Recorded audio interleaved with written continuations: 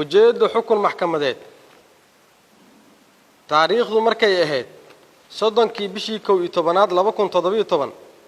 maxkamadda darajada koowaad ee ciidamada qalabka sida waxay markii saddexaad u fariisatay dacwad ciqaabeedkii loo heystay eedeysanayaasha kala ah kow cabduqaadir abuukar shaacir 40 jir ah ina maano shaacir ku dhashay xamar labo maxamed cumar akiile 24 jir ah ina shoobto shaacir ku dhashay xamar saddex daa'uud maxamed cali 47 jir ah ina xasno maxamed ku dhashay shabeellada hoose afar cabdullaahi ibraahim geesay 48 jir ah ina dahabo maxamuud ku dhashay galgaduud kuwaas oo xafiiska xeedhaalinta ciidamada qalabka sida ku soo eedeeyay dembiyada kala ah ka mid noqosho ururo hubaysan oo lid ku ah awoodaha qaranka qaran dumis iyo xasuuq dad shacab ah eedeysanaha koowaad cabduqaadir abuukar shaacir waxaa si gaar ah loogu eedeeyay qaraxyo lala beegsaday 3 maqaayad oo ku taalo wadada Maka al-Mukarrama kuwaas oo kala ah maqaayad ka soo horjeeda hotel Wehliye 13kii bishii 3aad 2017 maqaayad ka soo horjeeda wasaaradda isboortiga 5tii bishii 4aad 2017 iyo Bar Italia 8tii bishii 5aad 2017 sidoo kale waxay ciidanka amniga gacanta ku dhigeen eedeysana cabduqaadir iyo eedeysanaha labaad maxamed cumar akiile oo wada gaari laga soo buuxiyay walxaha qarxa 15kii bishii 5aad 2017 eedeysanaha labaad maxamed cumar akiile waxaa si gaar ah loogu soo eedeeyay in uu ka tirsan yahay kooxda al-shabaab iyadoo ciidamada amnigu ay gacanta ku soo dhigeen asagoo wada gaarigii ku qarxay degmada Xamarweyne gaar ahaan eeneeyada taariikhdu markay ahayd 15kii bishii 5aad 2017 eedeysanaha saddexaad daa'uud maxamed cali waxaa lagu eedeeyay in uu ka tirsan yahay kooxda al-shabaab una qaabilsanaa faafinta afkaartooda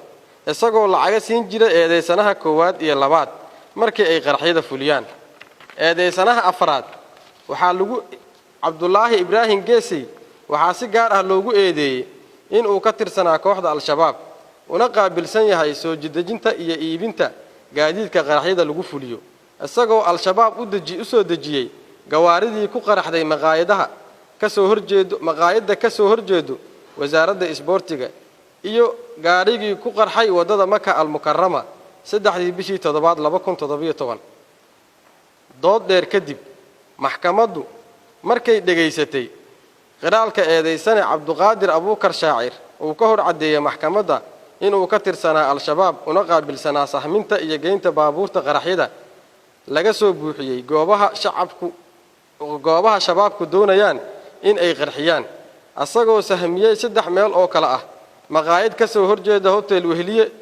maqaayad ka soo horjeeda wasaaradda isboortiga iyo Bar Italia oo dhammaantood ku wada yaala wadada Maka al-Mukarrama markay aragtay maxkamaddu qiraalka eedeysane daa'uud maxamed cali oo ka hor bixiyay garsoorka hortiisa kana hor cadeeyay in uu ka tirsanaa kooxda al-shabaab una qaabilsanaa faafinta afkaartooda markay dhageysatay maxkamaddu markhaatiyaashii la hor keenay maxkamadda midna ay u weydiisay marag furkooda waxay maxkamadda ka hor cadeeyeen in iyagoo ku howlgelaya xog ah in gaari laga soo buuxiyay walxaha qarxa la soo geliyay magaalada Muqdisho sidaasna ay ku bilaabeen in ay dabagal ku sameeyaan subaxnimadii 15kii bishii 5aad 2017 kadibna ay u suura gashay gelinkii dambe in ay gacanta ku dhigaan eedeysane cabduqaadir abuukar shaacir iyo maxamed cumar akiile oo wada saaran gaarigii la raadinayay sidaasna lagu xiray labada eedeysane kadibna oo ku qarxay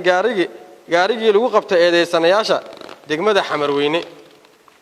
markay aragtay maxkamaddu